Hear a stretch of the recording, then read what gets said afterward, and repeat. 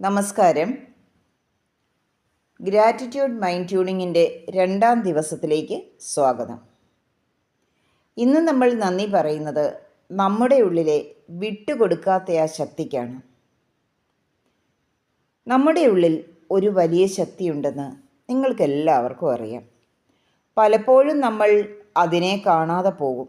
ചിലപ്പോൾ നമ്മൾ നമ്മളെ തന്നെ വീക്കാണെന്ന് വിളിക്കും. നിനക്ക് കഴിവില്ല എന്ന് സ്വയം പറയും. എനിക്കൊന്നും ചെയ്യാൻ പറ്റില്ല എന്ന് പറയും. ചില സമയത്ത് അതൊരു മടിയായി മാറാൻ ഇടയുമുണ്ട്. നിങ്ങൾക്ക് അങ്ങനെ തോന്നാറുണ്ടോ? ഉണ്ടെങ്കിൽ കമൻറ്റ് ബോക്സിലേക്ക് എഴുതൂ.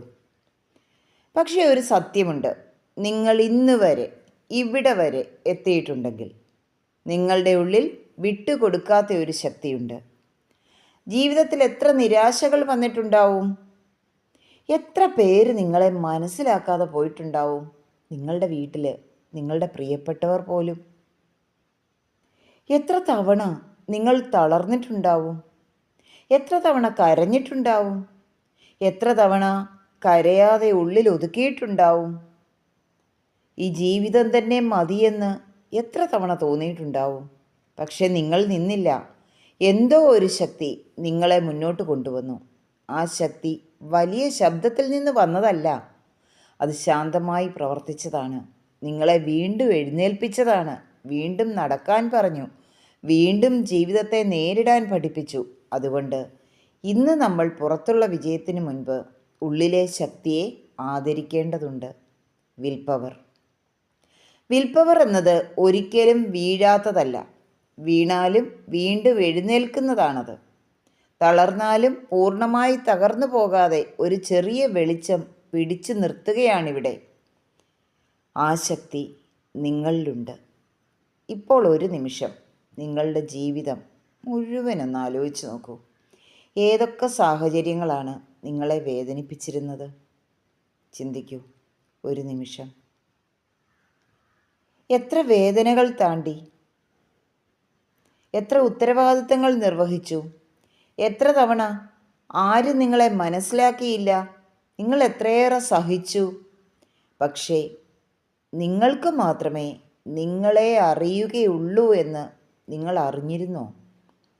പലയിടത്തും ഓടി നടന്നു നിങ്ങൾക്ക് മനോബലം കിട്ടാനായി. പക്ഷേ അവിടെയെല്ലാം നിങ്ങളുടെ ഉള്ളിലെ ശക്തിയാണ് മനോബലത്തിനായി പ്രവർത്തിച്ചു കൊണ്ടിരുന്നത്. കാരണം ആ ശക്തിക്കായിരുന്നു നിങ്ങളുടെ ജീവിത പദ്ധതിയെക്കുറിച്ച് കൃത്യമായി അറിയാമായിരുന്നത്. അതിനാൽ ഇന്നത്തെ നന്ദി ഇങ്ങനെയാണ്. വിട്ടുകൊടുക്കാതെ എന്നെ ജീവിപ്പിച്ച എൻ്റെ ഉള്ളിലെ ശക്തിക്ക് നന്ദി.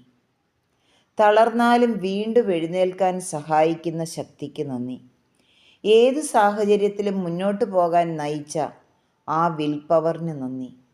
എൻ്റെ ജീവിതത്തെ ഞാനറിയാതെ മുന്നോട്ട് നടത്തിയ ആ ഡിവൈൻ ബ്രില്യൻസിന് നന്ദി. ആ ദൈവികമായ ബ്ലൂ പ്രിൻ്റ് അനുസരിച്ച് എന്നെ മുന്നോട്ട് കൊണ്ടുപോകാൻ എന്നോടൊപ്പം നിന്ന ആ ശക്തിക്ക് നന്ദി. എൻ്റെ ജീവിതത്തിൻ്റെ ഭാരം താങ്ങിയ എൻ്റെ ആന്തരിക ശക്തിക്ക് നന്ദി. എന്നെ ഞാൻ വിചാരിച്ചതിലും ശക്തിയുള്ളവളാക്കി അല്ലെങ്കിൽ ശക്തിയുള്ളവനാക്കി മാറ്റിയ ശക്തിക്ക് നന്ദി. ഇത് മനസ്സിൽ വീണ്ടും വീണ്ടും ആവർത്തിക്കൂ. രാത്രിയിൽ കിടക്കാൻ നേരത്ത് ഇങ്ങനെ ഒരു പ്രാക്ടീസ് ചെയ്താൽ പിറ്റേന്ന് രാവിലെ നിങ്ങൾക്ക് മനസ്സിലാക്കാൻ പറ്റും. നിങ്ങളുടെ ഉള്ളിൽ ഒരിക്കലും വിട്ടുകൊടുക്കാത്ത ഒരു ശക്തിയുണ്ട്. അത് നിങ്ങളെ ഇവിടെ ജീവിക്കാൻ പ്രേരിപ്പിക്കുന്ന ശക്തിയാണ്. ആ ഒരേ ഒരു ശക്തിക്ക് മാത്രമേ നിങ്ങളുടെ ജീവിത പദ്ധതിയെക്കുറിച്ച് അറിയുകയുള്ളൂ. നിങ്ങളുടെ ഉള്ളിലെ മനോബലം നിങ്ങളെ കാത്തു സൂക്ഷിക്കാൻ നിങ്ങൾക്ക് സാധിക്കുന്ന ഒരേ ഒരു കാര്യം ആ ശക്തിയെ ഉണർത്തുകയാണ്. ആ ശക്തിക്ക് ഞാൻ നന്ദി പറയുന്നു. ഇന്നു മുതൽ എന്നെ കഴിവില്ലാത്തയാൾ അല്ലെങ്കിൽ കഴിവില്ലാത്ത വ്യക്തി എന്ന് പറഞ്ഞ് അധിക്ഷേപിച്ചവർ ഈ ഒരു സത്യം മനസ്സിലാക്കുന്നില്ല. എൻ്റെ ഉള്ളിലൊരു ശക്തിയുണ്ട്. എന്നും ഇവിടെ ആ ശക്തി നിങ്ങളോടൊപ്പം തന്നെയുണ്ട്. അത് തിരികെ പോകുന്നത് നിങ്ങൾ ഈ ഭൂമിയിൽ നിന്ന് പോകുമ്പോഴാണ്. നിങ്ങളുടെ ശരീരത്തിൽ നിന്ന് ഓർമ്മിക്കുക. ആ ശക്തിയെ സംശയിക്കരുത്. ആ ശക്തിയെ ആദരിക്കുക. ആ ശക്തിയോട് നന്ദി പറയുക. കാരണം നന്ദി പറയുന്നിടത്ത് ആ ശക്തി കൂടുതൽ വളരും. ഇന്നത്തെ ഗ്രാറ്റിറ്റ്യൂഡ് ലൈൻ ഒരിക്കൽ കൂടി പറയുകയാണ്: വിട്ടുകൊടുക്കാതെ എന്നെ ജീവിപ്പിച്ച എൻ്റെ ഉള്ളിലെ ശക്തിക്ക് നന്ദി. ഇത് വെറും ഒരു പ്രാക്ടീസ് അല്ല, ഇതൊരു ഗ്രാറ്റിറ്റ്യൂഡ് പ്രാക്ടീസ് മാത്രമല്ല, നിങ്ങളുടെ മൈൻഡ് ട്യൂൺ ചെയ്യുവാനുള്ള പ്രാക്ടീസ് കൂടിയാണ്. ഇത് നിങ്ങളുടെ വീടുകളിൽ മക്കളെ കൂടി പരിശീലിപ്പിക്കുക. നമ്മൾ എന്തെല്ലാം ചെയ്തെങ്കിലും, എന്തെല്ലാം നേട്ടങ്ങളുണ്ടായെങ്കിലും നമ്മളുടെ മക്കൾ നേരായ വഴിയിലാണെങ്കിൽ മാത്രമേ നമുക്ക് സംതൃപ്തി ഉണ്ടാവുകയുള്ളൂ. ഇത് നിങ്ങളുടെ ഒരു റിച്വലായിട്ട് എല്ലാ ദിവസവും കിടക്കുന്നതിന് തൊട്ട് മുൻപ് ഒരു 5 മിനിറ്റ് ഈ വോയിസ് കേൾക്കുക. കുട്ടികളെ കൊണ്ട് ഇങ്ങനെ പറയാൻ പ്രേരിപ്പിക്കുക. ബലം പ്രയോഗിച്ച് വേണ്ട, നിങ്ങൾ ചെയ്യുമ്പോൾ കുട്ടികൾ അത് കണ്ടിട്ട് ചെയ്യണം. ഇതാണ് അതിൻ്റെ രീതി.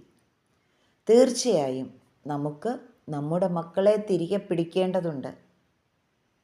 ലിറ്റ്യൂഡിൻ്റെ ഫാമിലി ഹാപ്പിനെസ് മൂമെൻറ്റിൽ എല്ലാവരും പങ്കാളികളാവുക. നിങ്ങളുടെ ഉള്ളിലെ സന്തോഷമാണ് നിങ്ങളുടെ കുട്ടികളുടെ ഭാവിയിൽ പ്രതിഫലിക്കുന്നതെന്ന് ഓർമ്മിച്ചുകൊണ്ട് കുറച്ച് സമയം മക്കൾക്ക് വേണ്ടി കൂടി ചെലവഴിക്കുക. നാളെ മറ്റൊരു വിഷയവുമായി കാണാം. Thank you, love you, bless you. It's me Sudhachandran, ലിറ്റ്യൂഡ് മോട്ടിവേഷൻ.